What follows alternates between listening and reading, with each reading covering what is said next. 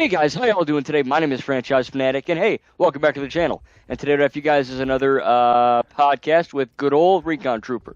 Hey there, folks. Recon Trooper here, and as usual, if you're watching my version of this podcast, because it'll be out before franchises, I hope you enjoy the Spider-Man Friend or Foe gameplay and the Halo Campaign Evolved gameplay. One of those is a special little treat we're going to talk about. I think I'm going to show you guys some Ghost Recon Wildlands gameplay and some, I don't know, pictures of clouds. You'll have to find. You got to watch and find out. Yeah, in November. Yeah, right. Yeah, the last day of the year. You'll see what happens. You got to wait. No, last day is in December. I said November. Oh yeah. Oops. Unless you're also a month ahead of us. You're a few hours already, so I guess a month is no big deal. Yeah, it's all good. So I'm doing this podcast on Jakku, by the way, so that's why it's all messed up. But so when it's nighttime, it's actually in the daytime, and vice versa. Yes. Okay. Yep. Yeah, you got it. So you know what you're doing. So He knows what's up. yeah. But regardless of where I'm recording from, Jakku or Earth or Mustafar or whatever, if you guys do enjoy this, though, you know the drill. Make sure to leave a like and subscribe to both myself and Recon. And I think without further ado, you guys know the drill by now. Let's get right into this puppy. What do you got for me, Recon? all right. So first topic. You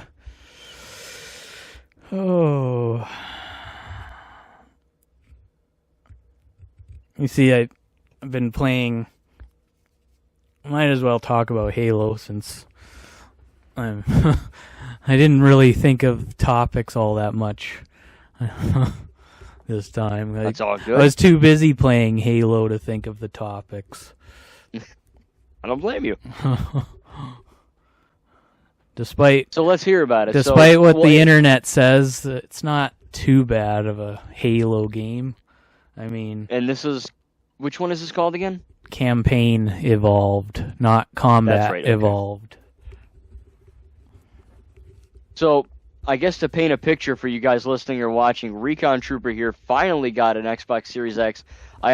When he told me that, I literally almost fell on the floor, but it was crazy news. And his first game was Halo Campaign Evolved, and I guess he's gonna kind of because I played a few Halo games, but I think you're a little bit more versed in this than me. So tell me about this game. Well, it's a remake. It's supposed to be a remake of the very first Halo game, Combat Evolved. Okay. And it's got some modern, I guess you could put it, modern features in it, like sprinting and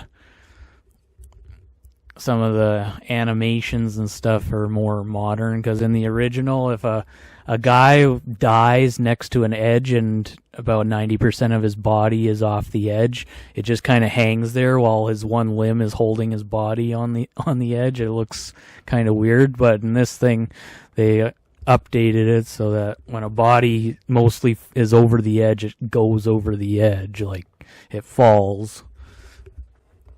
So is this like a full-on remake? Yeah, it's pretty much a remake. I mean, I've been playing it every day since I got it for the most part, but so it's addicting in terms of the gameplay, but there are definitely some things that are questionable.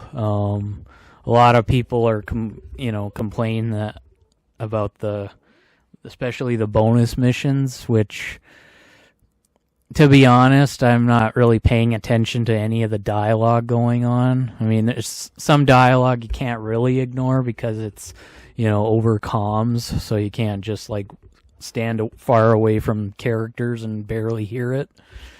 Right. You hear it regardless. But most of what I've been doing is just playing. I'm not paying attention to the dialogue or anything. And the missions themselves aren't too bad. I mean, they kind of have they kind of feel like Spartan Ops from Halo 4, where it's kind of like you kind of go into these missions, and in Halo 4 Spartan Ops, you go into these missions, and every few seconds, it's like a batch of enemies you gotta kill before you go on to the next section of the mission, and it's kind of like that with these missions. These 3 bonus missions is what they're called, and so would you call it like a proper story? Like, is there like a story mode with like a? I mean, it's called Campaign Evolved, so I'm assuming there's it's the same. Overarching... There is the main campaign, which is the real remake. These missions are just kind of they're bonus missions. That's what they're called. They're three bonus missions that are apparently prequel missions, even though some of the designs and such look more like kind of between Halo 1 and Halo 2 timeline wise. But I don't pay attention to that. I just play, and all I care about is killing all the enemies. That's all. Yeah, right. I don't blame you. Yeah, but I mean, is it a good story though? Like, is it a captivating enough narrative, or is it just kind of like filler? Like, oh, just kill bad guys. Which, the bonus missions? Just the whole game, like every mission. Well, is it like a captivating? Well, the main campaign is literally the original campaign. There's definitely questionable decisions that I'm not really cheerleading about, because they basically re-recorded 90% of all the dialogue. And so some of it doesn't sound as serious or as intense as it used to. Oh wow, okay. So, that's interesting. Like there's an AI that you spend time with kind of 90% of the game, and she's always talking like, go here, go there, kind of like she directs you to where you're supposed to go and stuff. And a lot of the... Is that Cortana? Yeah, Cortana. Okay. And, yeah. In the original game, she had more of a serious tone at times. In this one, she kind of goes from... It's kind of like she's more sarcastic now than serious. Even when it's a serious thing. So... Right. I mean, does that give her more like I guess like an endearing character, or is it just less of a... Well... does it make it worse? I don't know if it makes it worse necessarily, but it certainly doesn't hit the same way as the original, because I do prefer the original in terms of the dialogue, because like when the flood, which are kind of like Halo's version of zombies, kind of emerge, like a lot of the time Cortana, when you're with Cortana anyway, she, has a serious and, almost horrified type, tone in her voice.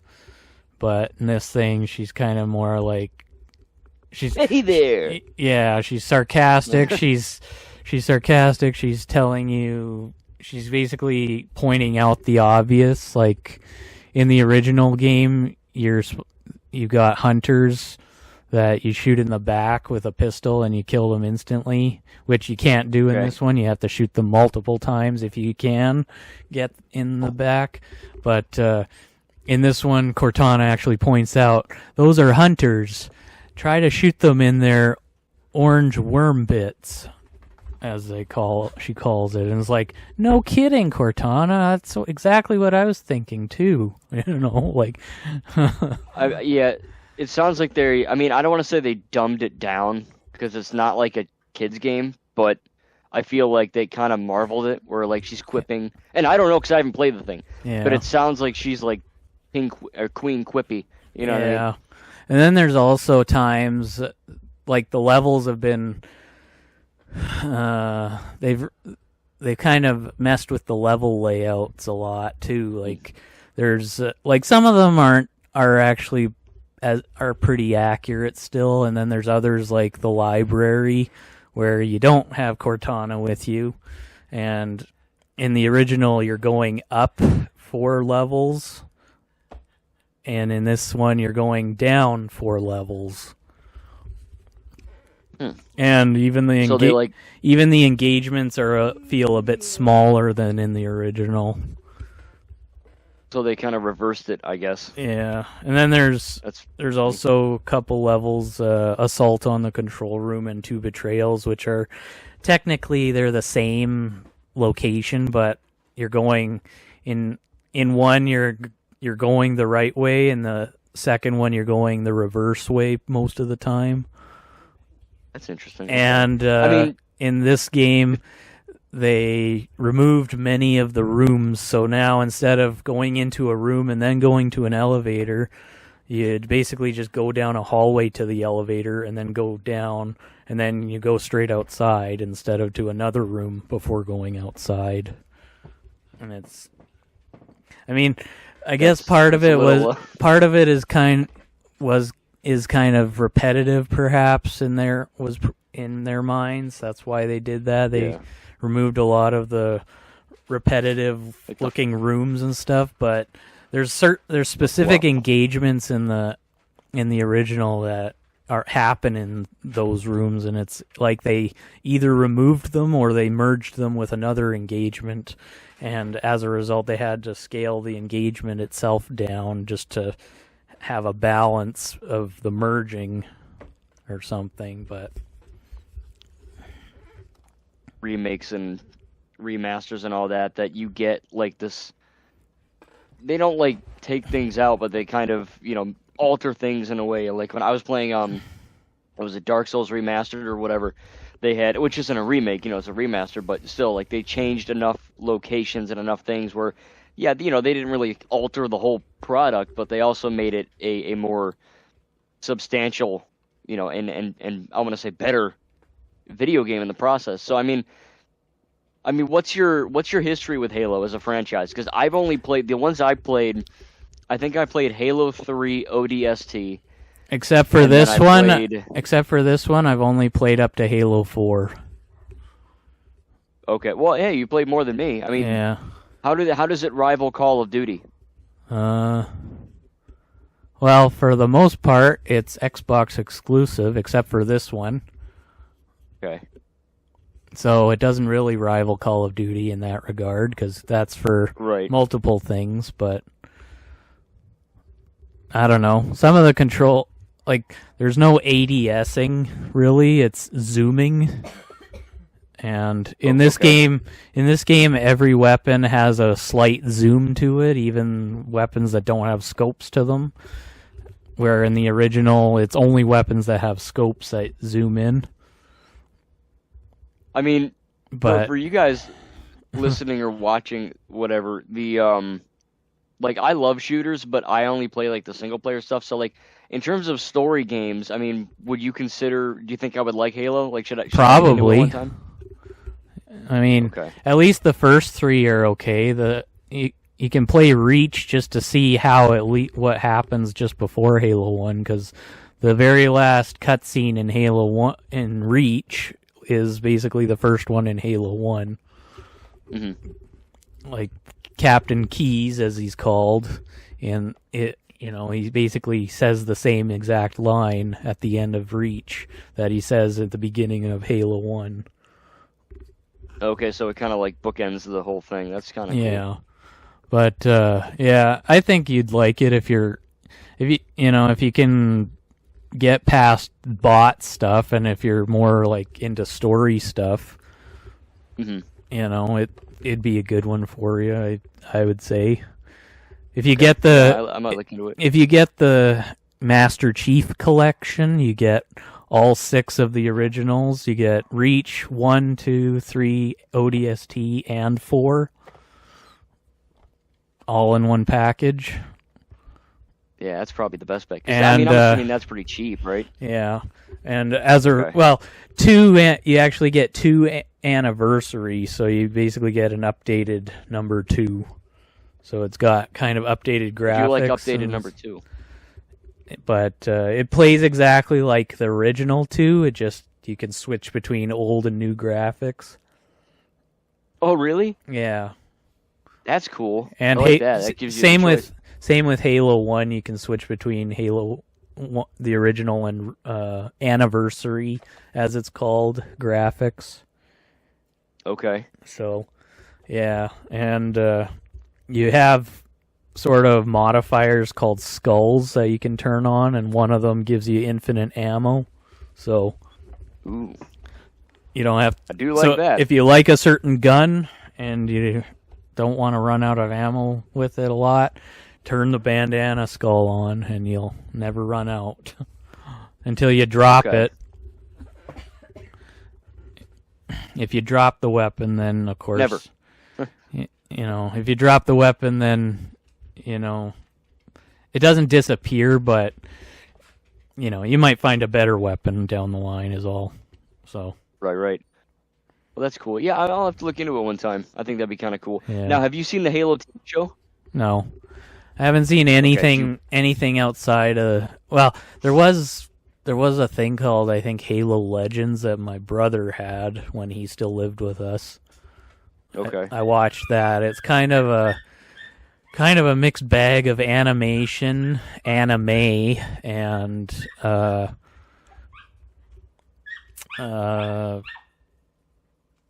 it's kind of, I think there was one part in it that kind of was a combination of animation and almost looked like in-game footage type thing. Oh, okay. Like it showed the HUD exactly as it usually is, and the weapon to the far right side of the screen and everything. But I haven't seen the TV shows or anything of that sort. Okay. But yeah, I know that I haven't seen the show either, but I do know that a lot of people that did watch it kind of, I guess they complained that, or their main criticism was that it felt like it wasn't very accurate to the games. Like they kind of I think, correct me, you know this and probably more than me, so correct me if I'm wrong, but I'm assuming, I think the Halo Master Chief or whatever the guy's name is, I think he's kind of famous for not showing his face, right? Kind of like the Mandalorian. Yeah. Because in the show, he takes his effing helmet off in a minute, and everyone threw a fit. Yeah, well, it's understandable. I mean, yeah. It's kind of like Boba Fett in the original trilogy. Yeah, I can see that, yeah. And even maybe Darth Vader, if you want to go there. It's kind of, so it's understandable, really, but, I never invested in it, so I can't say I really care personally, but... Right, no, that's fair, yeah. I know. The show kind of bombed anyway. I mean, in basically all the Halo games, you play as somebody that's got their face covered. Like, in Halo Reach, you play a guy named Noble 6, not the Master Chief, and you basically can customize him. He's the one character in any of the campaigns you can customize, and he shows up in the cutscenes exactly how you make him look and everything. So if you give him a flaming helmet, he'll actually appear in the cutscenes with a flaming helmet. So I mean, that is kind of cool. But yeah, he doesn't show his face either. Like at the very start of the campaign, the first cutscene you watch is him looking at his helmet in first person. So, and then he puts it on. Oh wow! And then the last cutscene is him throwing off his helmet with a crack in the visor, and then you see his body, but his head is cut off at the top of the screen. Okay, so it's kind of like, I don't know if you played Doom, but it's kind of like the Doom games where you never really see the guy's face. I think you see the Doom guy's face in the newest one, but... Yeah. And then there's also ODST, you play as the rookie most of the time, and he doesn't ever take his helmet off, period. Not even taking it off and then the screen cuts his head off. So, Jeez. He doesn't even talk, actually. You hear him grunting when he's low on health or something, but you don't hear him talk at all. He just he's a strong silent type, basically. So, I mean, after playing campaign, would you want to see like more Halo games kind of remade? Well, personally, I'd like to see my own Halo game get made. But mine would be probably next to impossible because of all the things I'd want in it. Yeah. The biggest thing though is freedom. I'd like to have freedom in a game, like being able to choose tweak options to fit your play style. So if you're somebody who likes to use infinite ammo throughout a whole thing and have high damage resistance or whatever, I would have that in my game without disabling achievements or challenges or anything of the sort. Because that's something that happens in the Halo games now, is you have certain skulls, or in campaign you can modify a little bit of the settings, so you can have like faster recharging shields and stronger melee damage and stuff. But it ultimately disables several achievements from being unlockable. Until you turn it off. So, but there's a game that I got recently. I don't remember if I talked about it on the other podcast, but it's called Trepang 2. And never heard of it. Yeah, I know no one has. It's an indie game made by I think 3 people, and the story isn't anything to write home about. It's fine. It's basic as fudge. Yeah. But I mean, the gameplay is incredible. It's basically Call of Duty, and it's pretty much it's like the quintessential military shooter, but there's some horror elements in it. Yeah. Pretty cheap. You can get it for pretty cheap, I'm imagining.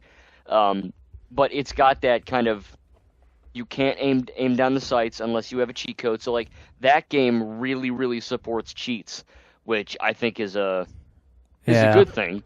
Well, Yeah. Well, Halo's at least when it comes to zooming in and stuff, Halo's control for zooming in is more like Dying Light than it is Call of Duty. Like, you click the thumbstick, you don't hold the trigger down. But if you can move past not having bots, that's apparently one of the biggest complaints that Campaign Evolved got, and it's one thing I really don't care about because I don't play multiplayer. So the fact it doesn't have multiplayer does not bother me, because I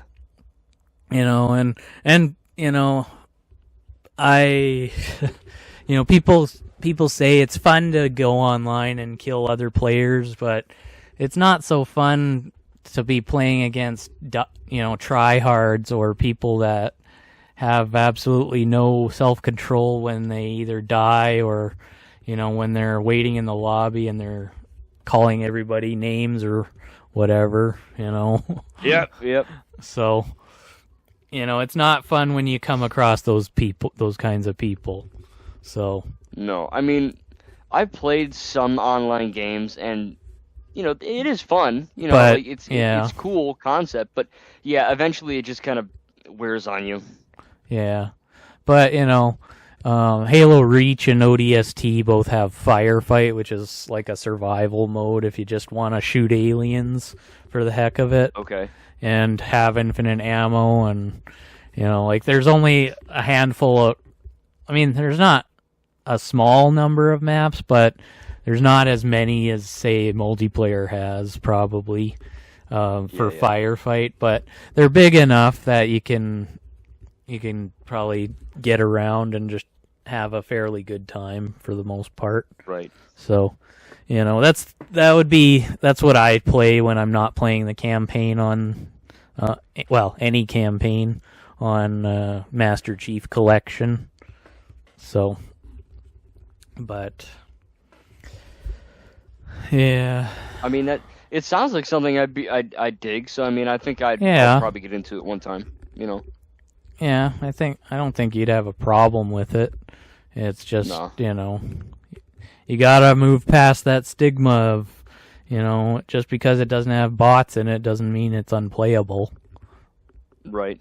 I mean, Battlefront 2 doesn't have, well, I guess the Star Wars Battlefront games do have bots in them, but, you don't have to be online to battle them or anything, and there is still a story if you want that you can play against them. So yeah, but yeah, I find the Halo stories to be better than multiplayer.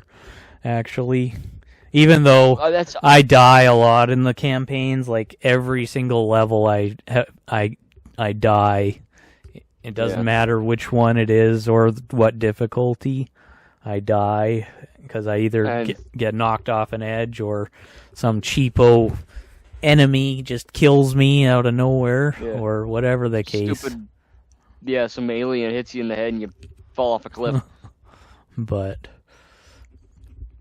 yeah.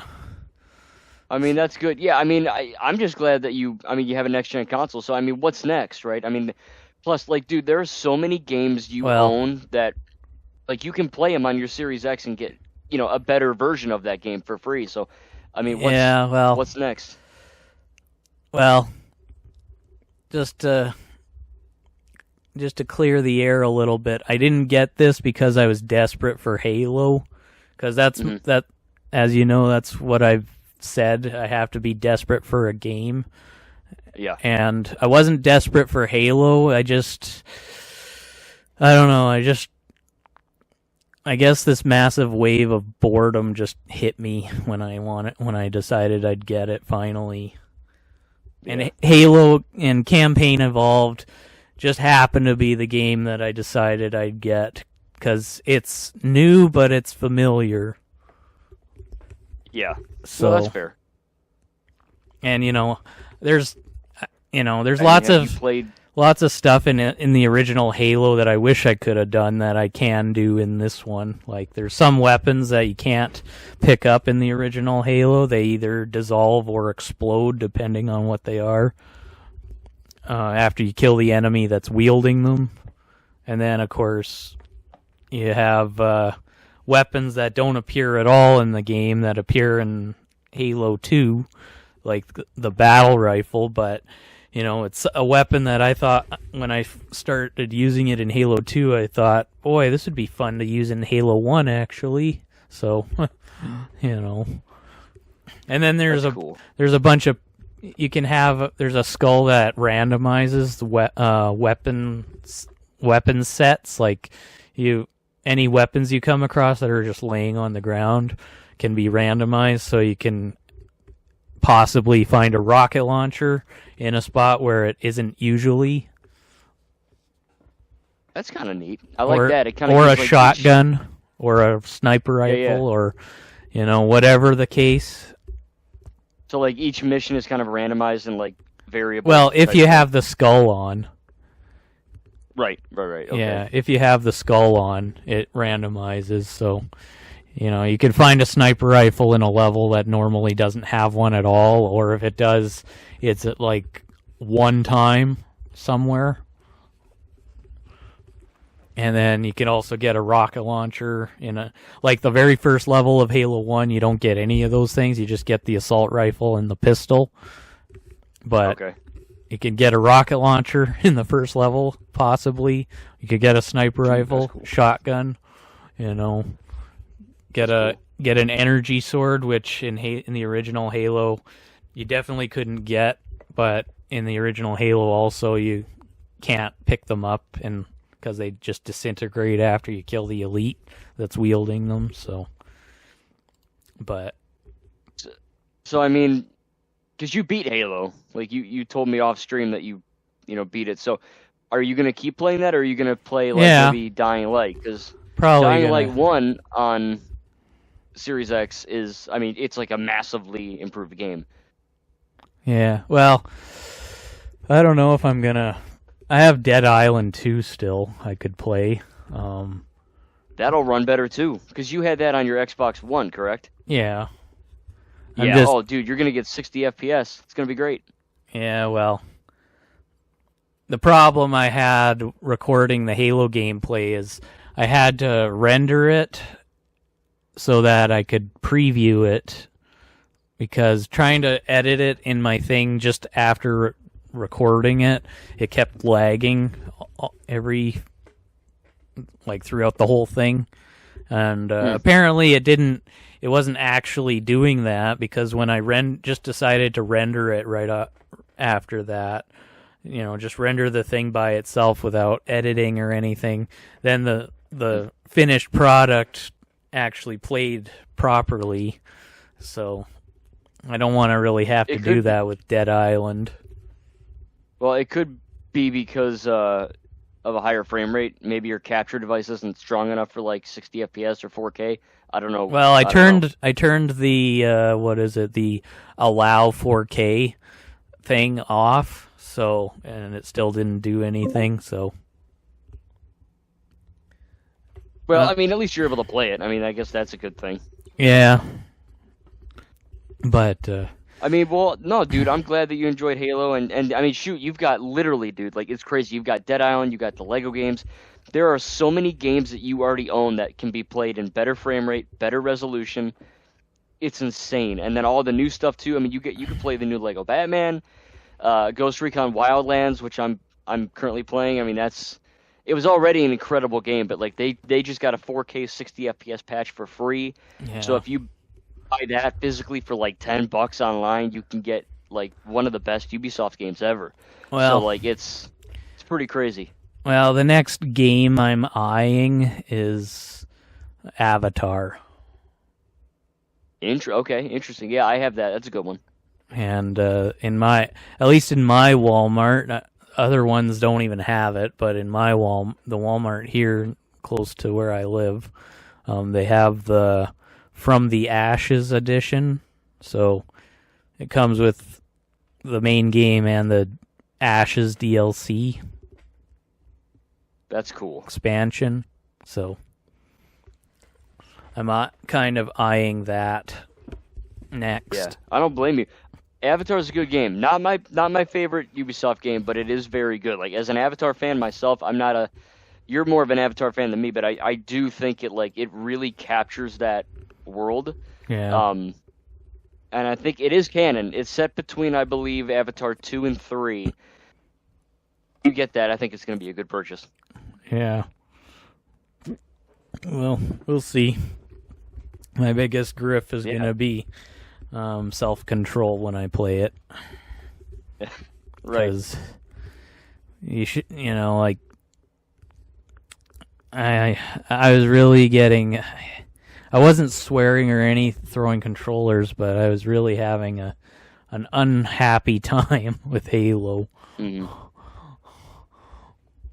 Well, I mean, you did it, right? You beat it. Yeah, I beat it. But at what cost? Yeah. But anyway. No, yeah, you'll like Avatar. But yeah, let's move on. What do you got next? Well, what's your topic? I was actually going to talk about, not only just other Xbox games, but what you would like to see remastered or remade. Because you already got Halo. I mean, is there a specific game from your childhood, or that even from your adulthood, that you like, oh, hey, like, I really like that game, or I want to see that get, like, a current-gen treatment? I wouldn't mind seeing a remake of Spider-Man Friend or Foe. Okay. Because in the original, you get 12 characters. That's with Spider-Man, and or I think it's 12. Technically you get 2 Spider-Men. There's regular and black suit. You switch between the two when you're playing the regular thing, but in versus mode you can actually have them fight each other. But that's cool. Now, is that an open world game, or how does that game work? No, it's a level I've heard game. of it. It's a level game. It's like a Lego game, except it's not Lego, and it's... Well, I don't know if you watched our last podcast a little when I uploaded it. I did for a little bit. Is that the game you were? That was the game then? Well, if you saw it with me and I was playing as Spider-Man in it. Okay. It was kind of about, I don't know about midway through, but it was kind of like as we were talking about The Last Samurai, or we were finishing talking about The Last Samurai, is when the gameplay started.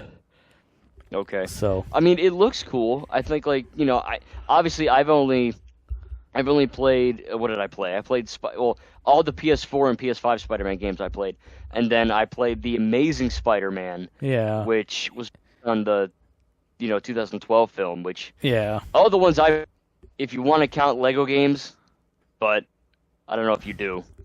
Well, it doesn't matter, but yeah. But anyway, there's things about this game that definitely could use a major improvement. First and foremost are the character designs, because both Venom and Black Suit Spider-Man both look like dark blue instead of black. Oh, okay. And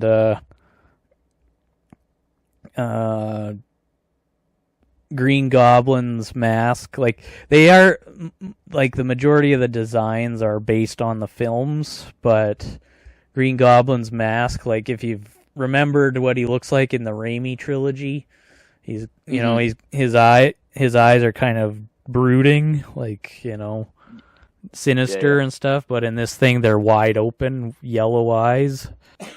So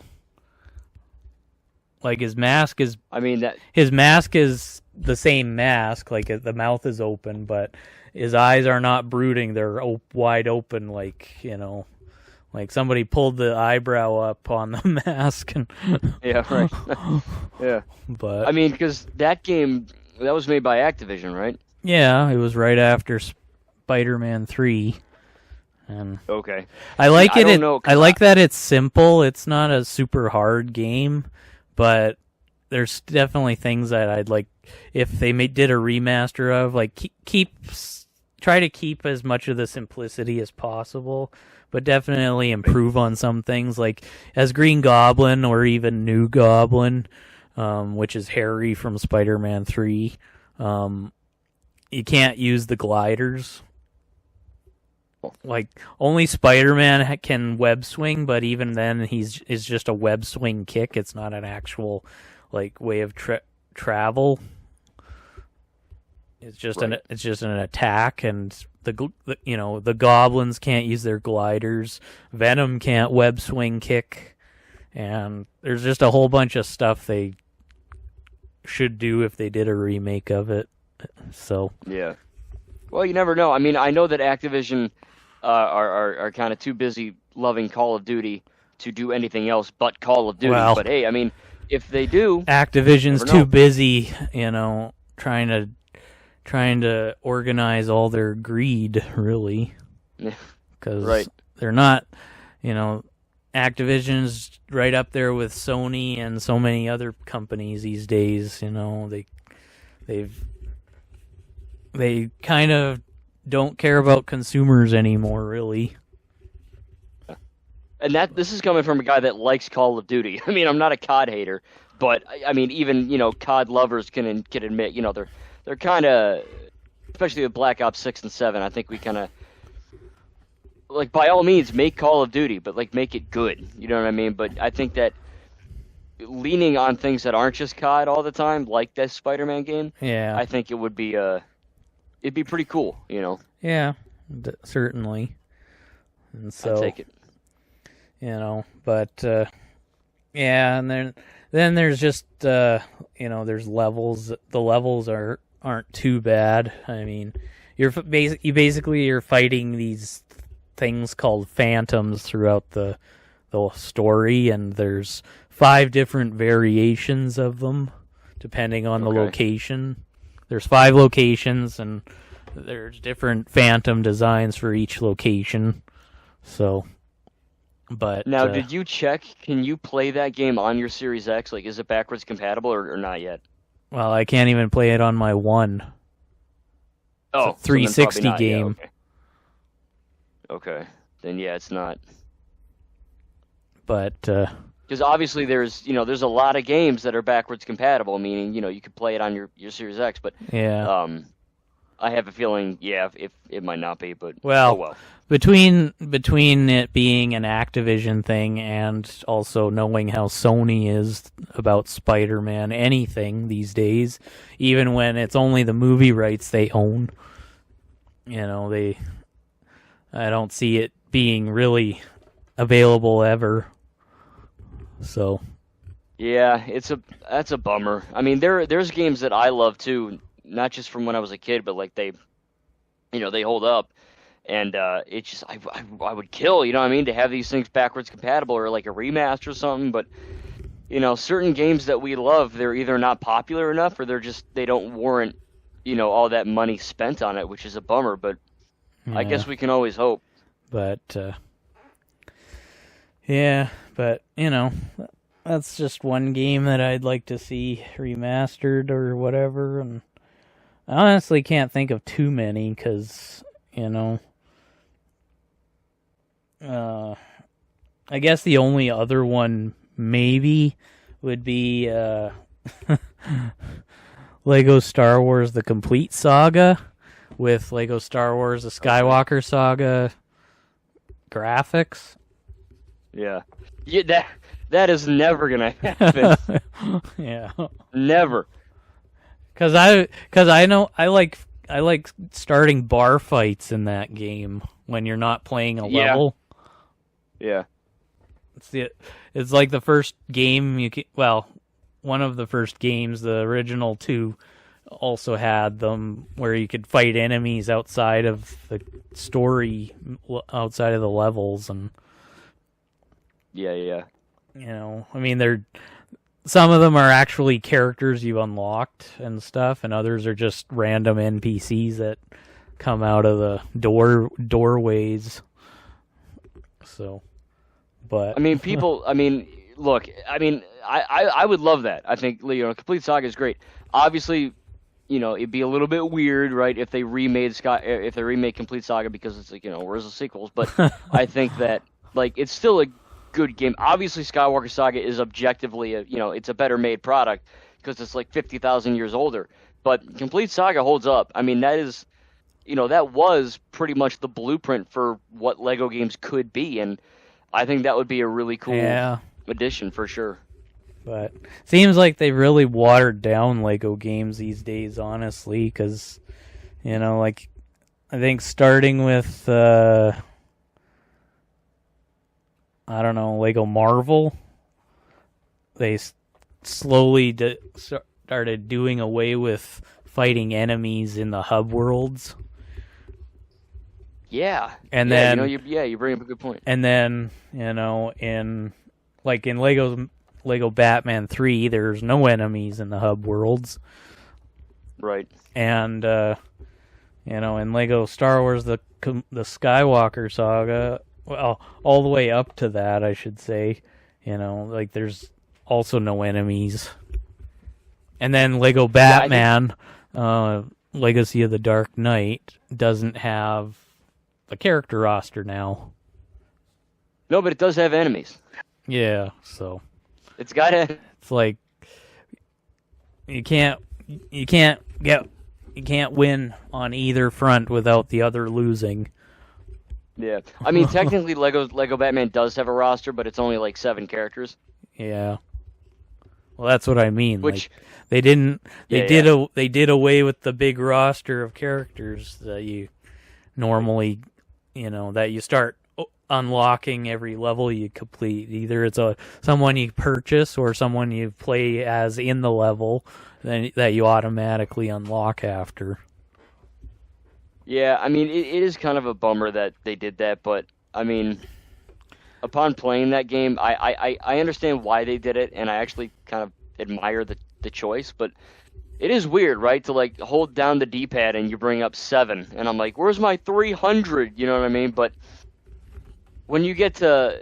The issue with some of the Lego games, right, is, when you get to, a massive roster of, say, Lego Batman 3, where it's like 150 plus with the DLC, right?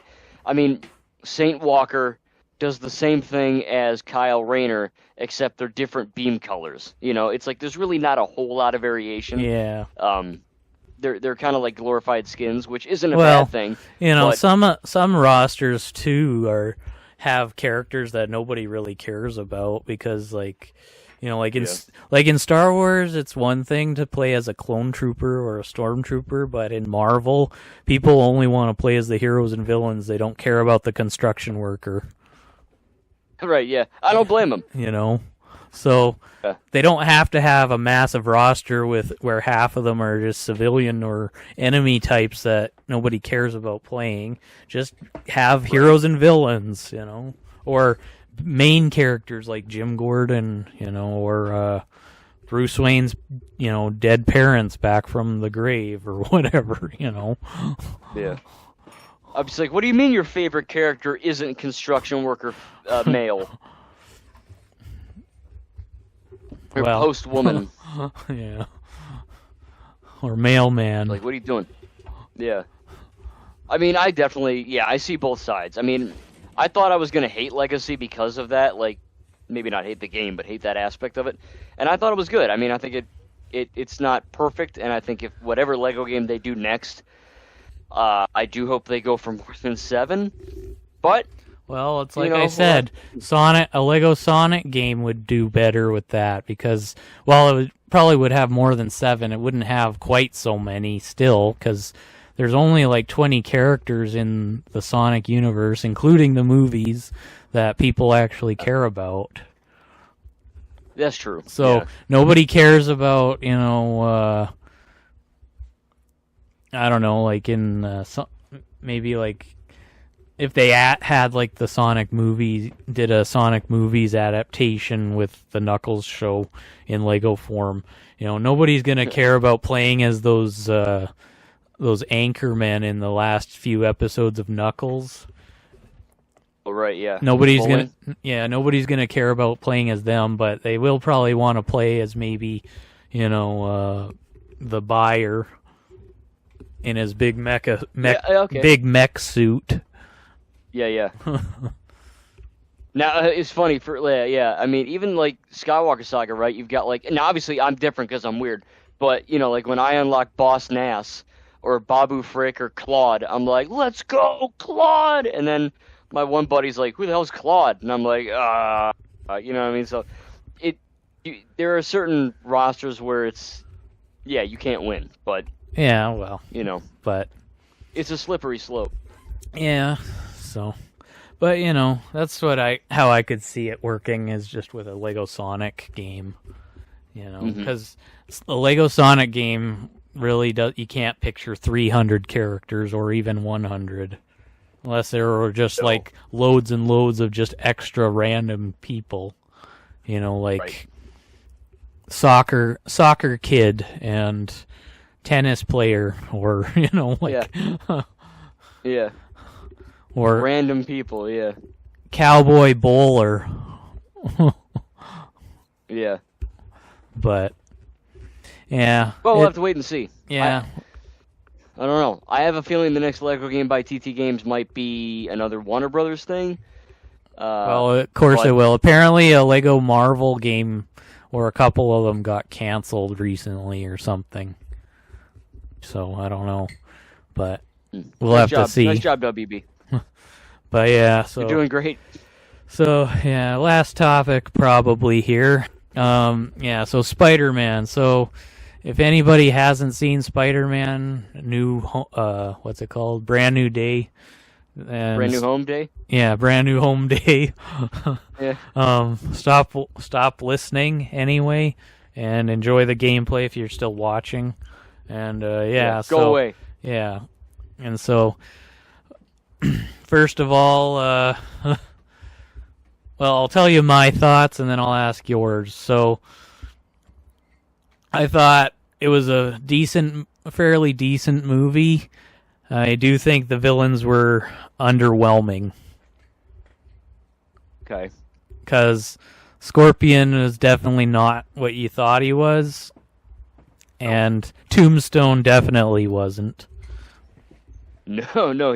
What did he get? Like 8 seconds of screen time? Yeah, at the start. Not even. So, but yeah, I think it was a fairly decent movie overall, and I thought there was an article, I forget what from what page, and I think it was IGN that I saw about them questioning what is Marvel doing with Bruce Banner, because it seems like they just introduce him randomly now into things, and maybe he serves a purpose, but it's kind of odd seeing, all of a sudden seeing him when we do, and then see him Hulk out when we do, like just kind of happens out of the blue kind of thing. Yeah, I mean, I'll let you keep going, but yeah, I'll talk about Hulk when you're done, but well, it's... I'm technically done, because we're discussing, not, so, yeah. But I mean, what was what did you think of, again, spoilers? Yeah. We have the first canonical Jean Grey character. Yeah, what'd you think about that? Certainly unexpected. Did you think it was Jean, or did you think it was like Mary Jane or something? Well, I thought it was maybe somebody from Spider-Man's high school years. Yeah, I had no... I mean, the bad thing with this movie, right, and this is so ironic, because the guy... I think it was, Marvel's very secretive about their spoilers, right? They don't really like people leaking things, and for good reason. And one of the guys who went to the red carpet event for this film, I don't know, you guys you might know it, I don't know, I'm saying it regardless, but the guy who made the music for the movie, I don't know the guy's name, an artist, I don't know his name, but he made a song for the film. And this lady was interviewing him on the red carpet, and she's like, oh, hey, let's just call him Bill. Hey, Bill, what are you, who are you excited to see in this movie? Don't spoil it, though. And then, immediately after that, he's like, Jean Grey! And, the red carpet, Well... She's like... They probably... Is that a spoiler? He's like, I don't know. I'm like, dude. Well... I was so mad. Nobody would have thought of it, an X-Man appearing in this thing, so... Technically, it's not a spoiler if you don't think of it as that. He could have said, if they didn't announce that the Punisher was going to be in this, he could have said Punisher, and then people would be like, is that a joke? Yeah. I don't know. I guess you'll have to find out, won't you? I'm not going to say. So right. he could just be throwing, it could have just been him seeming like he was throwing out a random name just to get people to be quiet. Stop asking questions. He could have been blowing smoke, but I mean, obviously he was telling the truth because it turned out to be Jean freaking Grey. Yeah. But I was still mad about it. I'm like, dude, the movie comes out tomorrow, and this stupid guy spoils that in front of the whole world. But whatever. But no, I think. I mean, it's clearly making it's probably going to be making $2 billion here pretty soon. I mean, it's past Endgame. Really? Yeah, past Endgame apparently. So, see, I enjoyed the movie, right? I did. I thought it was as a Spider-Man movie, excellent, right? It's quintessential Spider-Man. But for Marvel, maybe not my favorite, but it's still good. I don't know if it really deserves $2 billion. Just I don't think Supergirl didn't, Then go in there and take it from them. Then say this isn't your money, it's mine. Yeah, my money. Yeah, I deserve $2 billion for just watching this pile of slop. No, not that it's slop. I'm just saying, but I'm just joking. Yeah, when I came out of the theater, I said, okay, that was good. It was great, but. Personally, I'm probably going to get poop for this in the comments, but whatever. I think that No Way Home is better. Might be more of an entertaining movie. I have a really good attention span. I know a lot of people that don't, but I do. Yeah. And Wow. there were times in Brand New Day where I'm kind of sitting there and I'm like, people are talking and there's no music and there's nothing happening, and I'm like, all right, let's kind of, let's wrap this scene up and move on. But I think No Way Home is more entertaining, right? Yeah. But I think as a Spider-Man story, like when I think of Spider-Man, not, Tobey and Andrew, like just simply the character of Spider-Man, this is a very good movie for that. Yeah. Because, when I think of the character, I think of Spider-Man, right, on his own, broke, needing money, alone.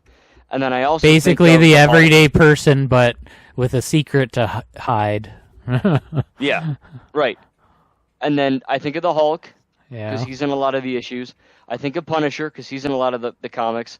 And I think, like, I haven't seen any of the Punisher shows. I haven't seen Daredevil yet. I haven't seen One Last Kill. I'm going to, but I just haven't yet.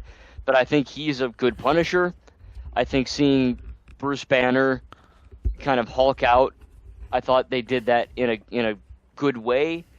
Yeah, just I think the timing was a little off though with it, because it just happens suddenly, and then all of a sudden it's over, and I don't know if he gets arrested or if he's going to the hospital or what happens after, but it's like, that's all we get of the Hulk, really? Just that one scene, and he's not even like fighting any goons. Like, they made it sound like the hand group or whatever they're called were gonna be like formidable. Was gonna be a formidable faction, and you only see a snippet in the beginning that Spider-Man already defeated them, and then you see this. I mean, he does. Yeah, you see this bunch of them at the end, and they're just under Jean's control, and right. It's like, this isn't the hand that I remember from Marvel Ultimate Alliance 3. They were casting spells, throwing swords at you, all sorts of stuff, and this isn't what they're like at all. Right. I mean, obviously this is the same hand that is in the Daredevil show, which, again, I haven't seen. Yeah. So I'm assuming in the MCU canon they probably don't have magic spells. I mean, unless I'm wrong. Again, I haven't seen that show, but from what I saw in Brand New Day, they don't. But I thought that was, pretty good. The action was good. I think the comedy was better than it has been in certain Marvel movies. Seeing Yelena was fun with her big potato problem. Yeah. I think that was funny. Seeing her in the spa was kind of unexpected, to say the least. Yeah. But I guess I wasn't disappointed. I guess the actress herself kind of is getting more comfortable doing those kinds of scenes, though, because she's in Oppenheimer, and she's in. Well, I haven't seen Dune, but she's apparently in that too. So. Okay. Yeah, I haven't seen Dune either. But so just seeing her kind of doing those kinds of scenes without clothes on, it's kind of odd in a Spider-Man movie. Yeah, I know. It was funny because, like, I mean, they were really pushing the PG-13 limit in this. I mean, not only that, but Frank's swearing up a storm. I know they didn't say any F words, but Frank is. You can only imagine what would have happened if this was a Deadpool movie instead. I know. Forget. It's weird, right? In the spa, forget the water. Yeah, right. Yeah. And yeah, right. Frank Castle being basically the human version of Deadpool, but darker, and just saying the F word as much as Wolverine. Right. So. I mean, I think that for what they did with Punisher, because they were kind of worried about this, and they were like, "Oh, well, yeah, they had taking an R-rated." They had to balance it with the rating and the type of character the Punisher actually is.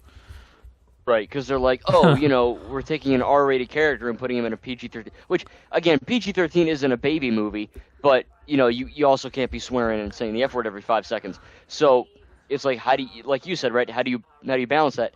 And I think they did that pretty good, I mean, I thought it was funny where Frank just wants to shoot Jean Grey, and he's like, you can't shoot a kid, and he's like, he's just kind of conflicted about that, which coming off of, because this is set canonically right after One Last Kill.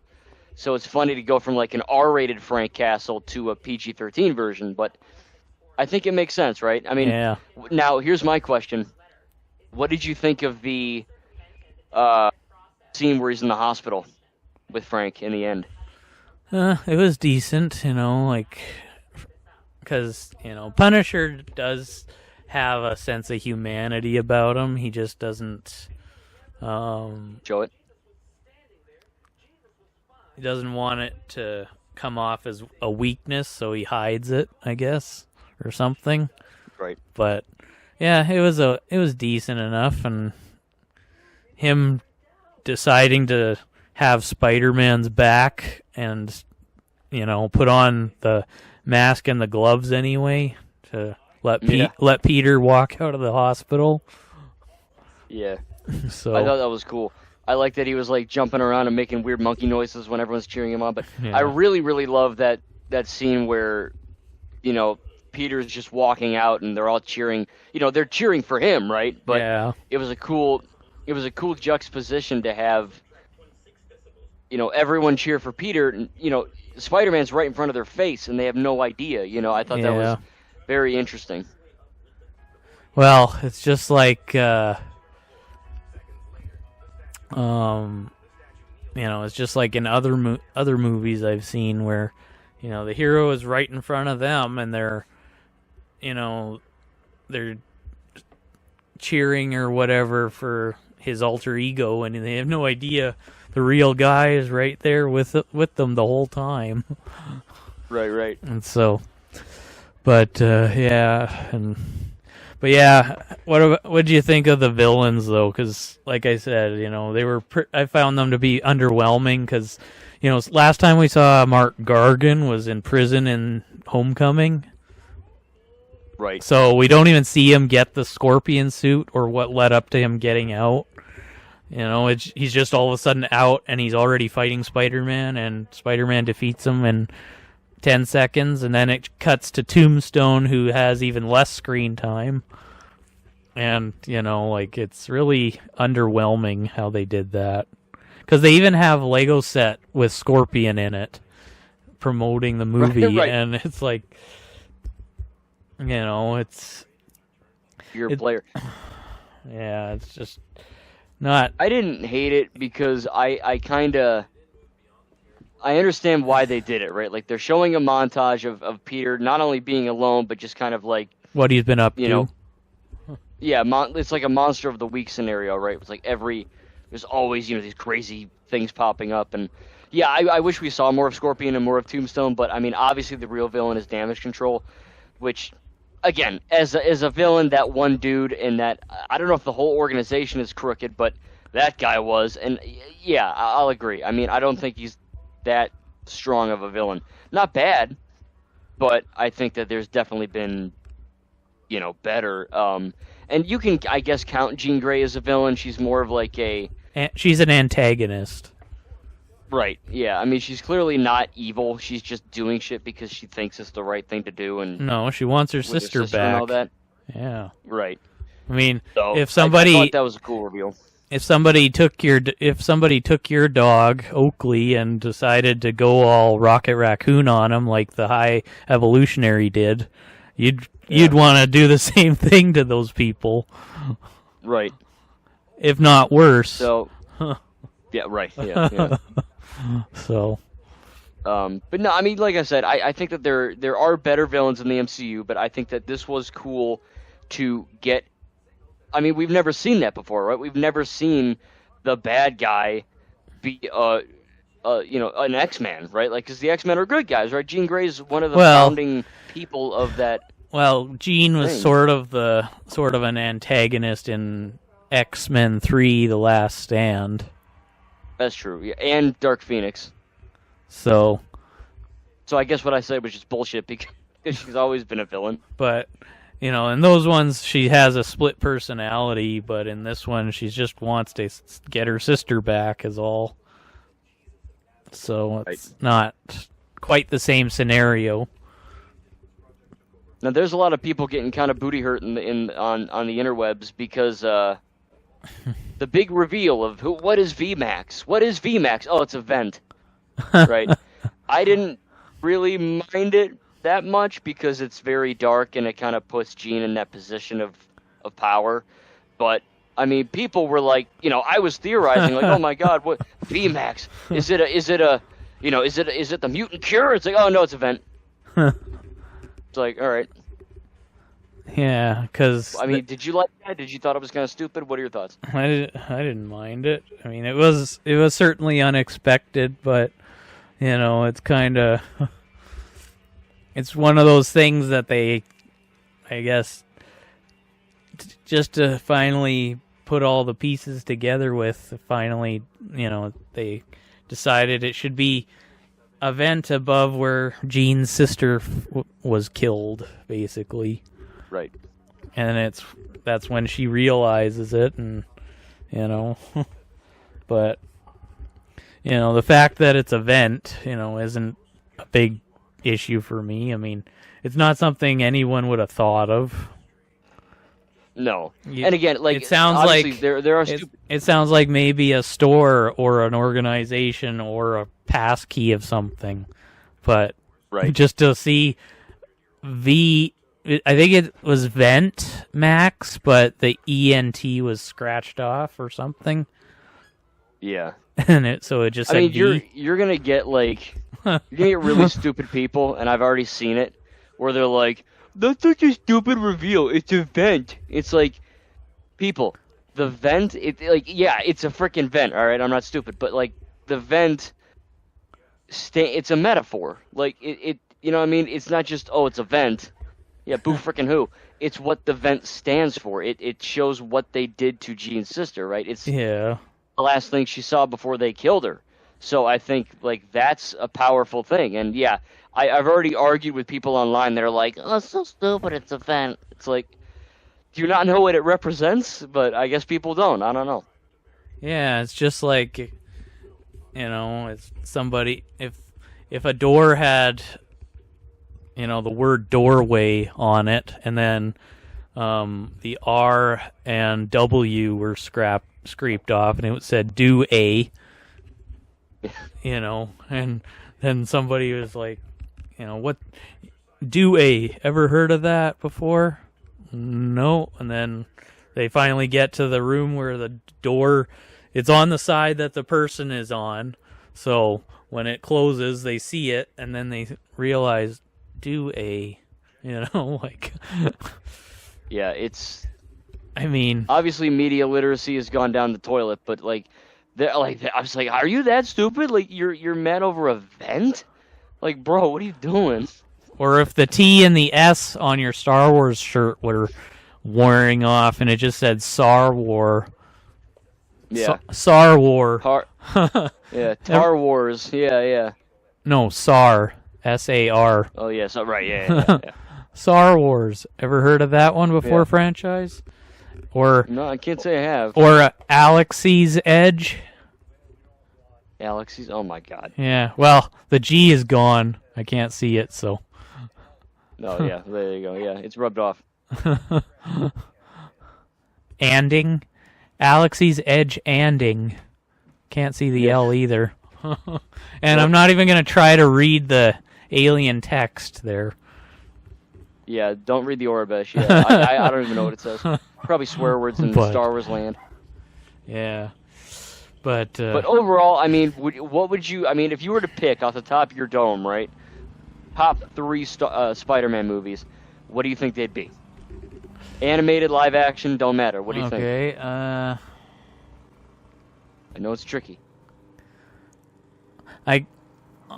I'm not against the... I'm definitely not against the Andrew Garfield 2 movies, but I'd probably go with Spider-Man 2. Yeah,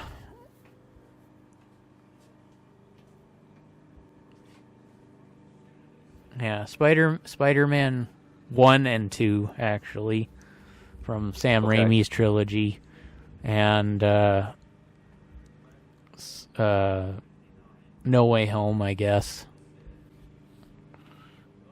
Those are good. Those are good. Because I don't know. See, because it's tricky. the first two Raimi movies actually aren't so bad, and while 3 isn't bad either, of course there are some questionable things that happen in it. Like, I mean, Peter is kind of under the influence of the symbiote, and so that's why he acts the way he does later on in the movie. But even beforehand, he's kind of full of himself a little bit. I mean, Mary Jane doesn't help matters by, not saying anything right off the bat. Like, by the way, Peter, I was fired.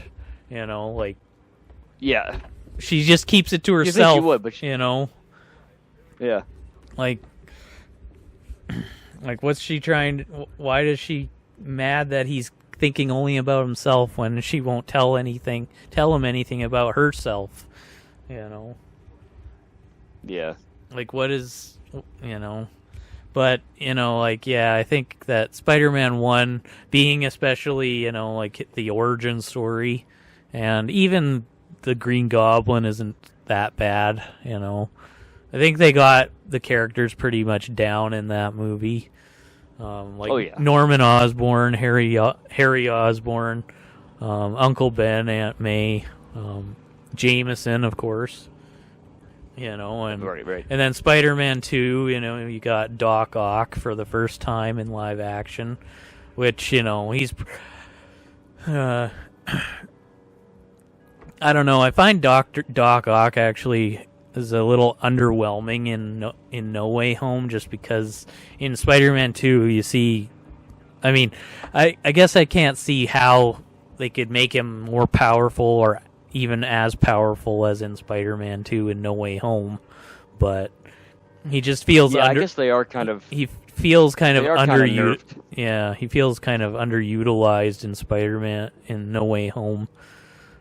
Right. Because I mean, I guess the Green Goblin is technically the main villain in that one, but even then, like Doc Ock shouldn't suddenly just be turned into the the gang of there's a gang of bullies, and he's kind of the shallowest one of them all, sort of thing. It's like a bunch of playground bullies. Yeah. I would definitely go brand new. Again, this could be a recency bias, but probably Brand New Day, No Way Home. And I really like the Spider-Verse movies, but I'm going to sound like a freaking boomer, but Across the Spider-Verse, it is an incredible film, right? But the animation in that movie makes me want to effing hurl. It's just, there's so much going on. It's just insane, right? There's like all these different animation styles, and everyone's swinging around. It's like ADHD the movie. So it's like, I don't know, not bad, but I might have to honestly go maybe Brand New Day, No Way Home, and then it's a toss-up between Spider-Man 2 or The Amazing Spider-Man 1. Yeah. I mean, are we counting the Venom movies and, like, Craven? No, you just said Spider-Man. I mean, I was thinking of Civil War and the Avengers movies, but but I mean, if we're talking just Spider-Man, where while those things have other characters in them, they're not as essential as they are in the crossover movies. Right. No, yeah, I get you. So, and I mean, Spider-Man in Civil War is kind of like the Hulk in this one. Yeah. He only shows up for the fight, and then that's all we see of him after that until the end credits. Yeah, it's a glorified cameo. So, but it was cool, right? Like I know that there's always been this big contention of Tom Holland, because it's like, a Civil War in the Avenger movies, but really, in his trilogy, so to speak. Yeah. It's people were complaining that, he's Iron Boy Jr., or he's too much like, Iron Man. He's got all the Iron Man tech, right? People like Spider-Man, yeah, because he's cool, but because he's so relatable. Now, I'm not broke living by myself in Queens, right? But I can still sort of relate to him, you know what I mean? In a weird way. Like, I think everyone can, and to some degree. So I think that stripping him away of all of that Iron Man-ness, all the, Iron Man-isms, so to speak, I think that really, really, for a lot of people, kind of helped push that into a believable territory. Yeah, and it was certainly sad with MJ, I would say, because she's just like, maybe I did love you once, but I don't love you, because I don't know you, That's such a good scene. But they're not gonna stop there, because they gotta get while Tom Holland and his now wife, I guess, are actually together, they gotta get them together in Spider-Man again now, and permanently. Oh yeah. So until she has a kid and then dies because of her, Spider-Man's radioactive DNA, kills her. But apparently that's what happens in the comics to Mary Jane. Yeah. I don't know if they're gonna go that route. I think, obviously, right? They are married, so they're gonna find a way. But I gotta say, you gotta wonder how awkward it is for them to play these people that one knows her, but one knows, he knows her, but she doesn't know him. But in reality, of course, they know each other, and you gotta wonder how strange that is trying to play that when it's like, you want me to forget my husband for a movie? Yeah. I guess that's just. I'm sorry, darling. I'm gonna have to break your heart for about 2 hours. He'll get over it. The money will make him get over it. But yeah, I think that there was a scene in that movie where I was sitting there and I'm like, oh, this is my first negative when I make my review, which I haven't even effing done yet, but in my head, because there's that scene where, if I'm remembering correctly, MJ is on the roof with Peter, and she's like, I think they kiss or they talk or whatever, and she's like, oh, Peter, I remember you. Wow. And I'm sitting there and I'm like, this is some, you guys know, I love Disney, but I'm like, this is some Disney World BS right here. There's no way in hell that she's going to remember him that easily, right? There's no way. That's horrible writing. And then... Well, I mean, you kind of underestimate her knowledge, though. I mean, she said she would just figure it out if he didn't come find her. So it was kind of believable that all of a sudden, a kiss kind of gives her the magical knowledge, but... Yeah. But yeah, I mean, the handshake did that with Ned, but I was just so relieved when it turned out that she was... controlled. Really Jean Grey. Yeah. Because I was like, they're going to resolve it like this? I'm like, what the heck? It was like Attack of the Clones cringe. I'm like, what is this trash? And then finally I'm like, oh, and, okay. we don't even see that other guy that she, is apparently with more than the one scene. Old boyfriend of the movie? Yeah. So...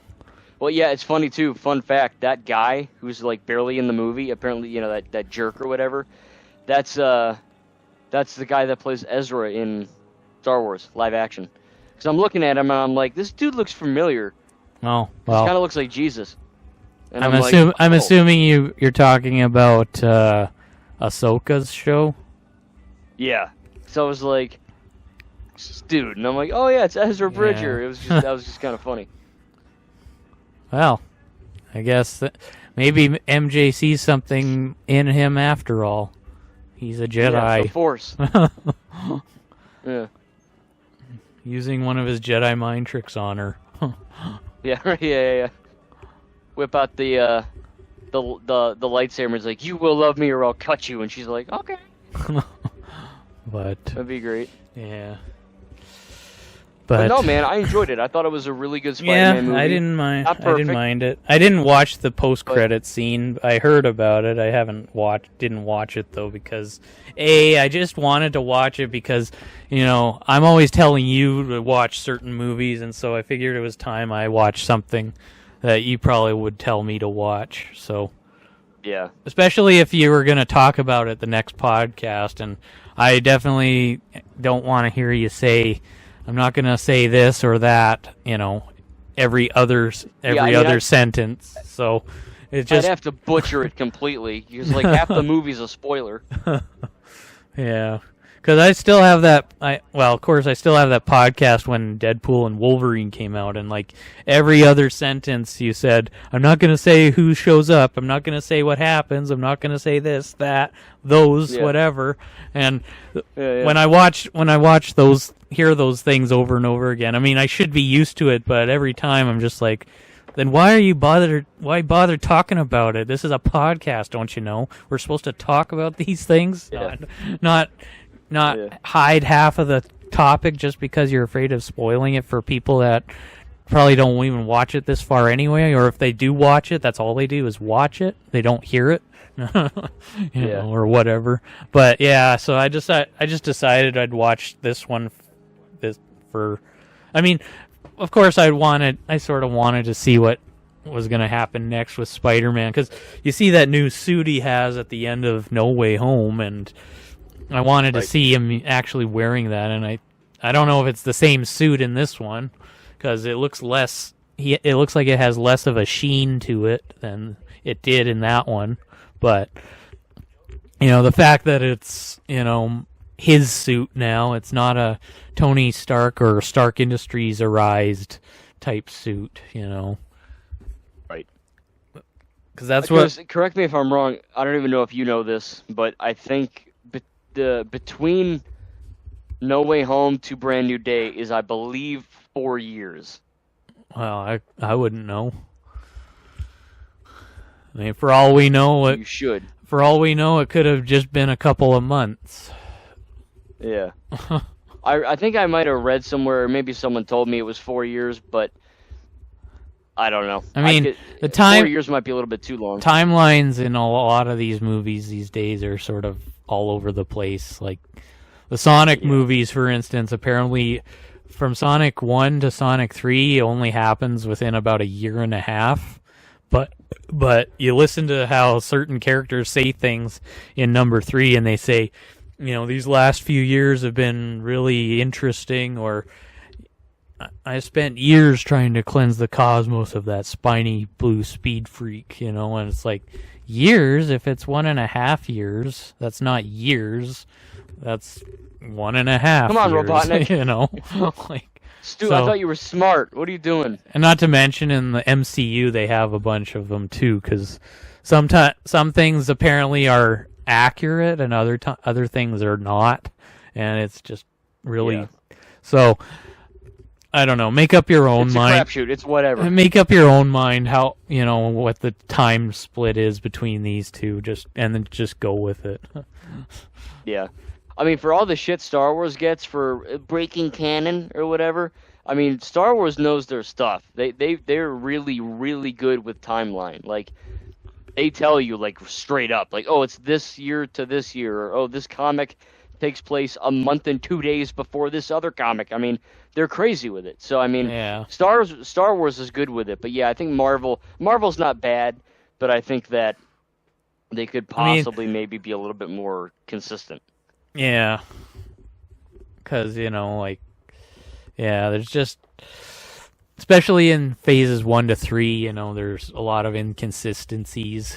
Because apparently Iron Man 1 actually takes place only about 6 months before Iron Man 2, which takes place roughly around the time of Thor and Incredible Hulk, actually, and and that's about 2010-ish, but Thor takes place 2011, and then Avengers, a year after that, and it just, and Nick Fury says last year, Earth had a visitor from another planet, Thor or Loki or Destroyer, whoever you want to put in that place, and it just kind of is,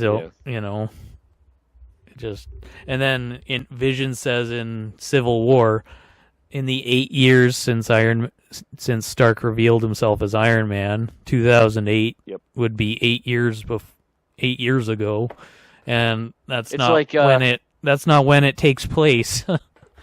Yeah, it's like Kevin Feige can't do simple math. And I mean, there's of course a big error in Homecoming, where it says 8 years, and 8 years the Avengers didn't even exist yet.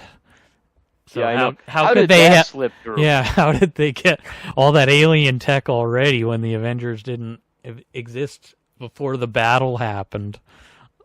That must have been a Sony thing. I think Amy Pascal did. Well, it had to have been Sony. Yeah, there's no way in hell they did acknowledge it. They did acknowledge it. Somebody did anyway, that it was a mistake on their part. But even so, it's just like, you're watching this thing and suddenly, 8 years ago, so that would have been, let's see, 2009, which is 3 years before the Avengers happens. So, wow. That, and I mean, look, it's one thing to have a mistake. Maybe just time is screwed up in the MCU altogether, just... Yeah, who knows? Because, like I was saying, it's one thing to have, like, a choreography mistake, right? Where, like, something really simple, right? Like, Obi-Wan's wig changes from shot to shot. Like, if you're looking for it, it's kind of stupid, but, like, you have to look for it, This is, like... That's a big thing to screw up, you know what I mean? The freaking time, I mean... No, whatever. It never really bothered me that much, but I think that... No. Yeah, whatever. I mean, you only notice it when they mention it, like, like Vulture even says, 8 years, not a word from the feds, nothing from those Halloween-wearing costume bozos up in Stark Tower, like... Yeah. Well, Stark Tower didn't exist 8 years ago either, buddy. In fact, Adrian. In fact, Iron Man didn't exist yet if he didn't show up until 2010, technically. Yeah. Stark was still selling weapons for money. He didn't care about who they were used on. I mean, to be clear, Oakley. I do love Homecoming. Like, Homecoming's a good movie. Yeah. But yeah, that is kind of a big muck up. Like, how do you mess that up that bad? Yeah. But anyway, I think we should call it here. I've got some things to fix on this recording after we're done. So yeah. Well, for you guys listening, it'll be seamless, I'm assuming. Yeah. You'll just hear us talking about it, but you won't actually experience it. Hopefully. Yeah. Right. So. But, so hope everybody enjoyed our discussion. It was only 3 topics, but for one thing, again, we had some technical hiccups, and then, of course, some of the, I didn't even have a whole lot of topics because I was too busy playing Halo since I got it, so I wasn't thinking of topics. I mean, the only topic was, of course, Spider-Man. Right. Because that's what we agreed to talk about after we've both seen it. So, and it's a good topic. Yeah. Yeah, I think this was a good one. I had a lot of fun doing this one, and I'm excited to see what the next one is. And obviously, I don't know. Maybe we'll have to talk about Doomsday if we see that. I mean, I am, but if you see it. Yeah, well, I don't know if I will or not yet, because, I'm going to make you, because then I'm just going to be like, oh, not to spoil the biggest movie of the year, but, in this scene, and you'll be like, no, stop. So, yeah, just... Well, go ahead, spoil me. I won't care. Yeah. Yeah. But you'll threaten me that you'll say, I'm not going to spoil it 50 times if you don't see it. I'm gonna say that. Right. And then you'll say It's gonna be the whole podcast. Yeah, and then you'll say, so when this scene happens, and not to spoil it, but when this scene, there's a scene that happens, and again, not to spoil it, and a certain character, not to say who, is gonna do something, not to say what, and you just keep going on, and I'm like, all right, can we just enough with this? Yeah. I'll just watch a stupid movie, or for God's sake, just do it. Yeah. Just shut up. Yeah. Stop torturing me with your not gonna spoil it, Right. syndrome. I figured out his weakness, folks. It took me a while, but I figured it out. So. Yeah, and your weakness is if I spoil it. Yeah. Right. Exactly. Yeah. So I'm screwed either way. I'll just look at the ending, and then if you and then I'll just say it out loud right at the start of the podcast. And then I'll just be screaming. Yeah. But anyway, so yeah, hopefully you guys enjoyed it though, and hope to do another one down the road. I know you're gonna be busy in the coming months, so I don't know. But I'll try to make time. We'll figure out. We'll figure out when we'll do our next one. So yeah. I mean, I got more gameplay to record now, so I gotta get to that. You got more games to play. Yeah, well. I mean, you unlocked like a whole new world. Yeah, for now. We'll see how long it lasts before it goes poof in a pile of smoke. Yeah, right. But hopefully it doesn't, right? That's the goal. Maybe. But yeah, so any closing remarks? No, I mean, if you guys enjoyed, again, make sure to leave a like, subscribe if you're new, and we will we'll move on from there. But no, it was a good one. It was a good one. I think we had some good topics, and it'll be fun to see what we talk about for next time. Yeah, for sure. So. And all right, thanks for listening. Yeah. And we'll see y'all in the next video. Yeah. Later, folks.